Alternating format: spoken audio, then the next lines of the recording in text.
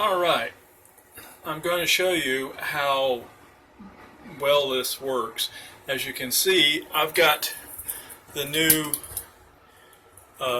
faucet, shower head installed. This is it, and it has two settings. 1, 2. That's it. So I'm going to start it there. I'm going to turn on the water because I want to show. Now that's all the way on. That's it. I'm going to up my diverter, and I'm going to try to find the background here, and you can see, let's see if you can see, that's how the water comes out that way, and the water's all the way on, and that's how it comes out that way. Not really happy with how the water doesn't come out.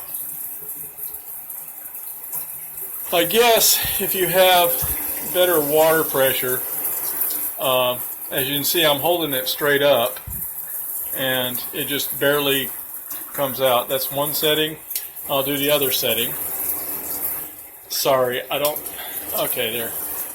That's the other setting, and as you can tell, you really can't tell a lot of difference between settings. Alright, I wanted to make this video, as bad as it is, to show you that the water just doesn't come out of this thing, and that two settings are, well, I don't know what you call that. If you do it like this, it works. Alright.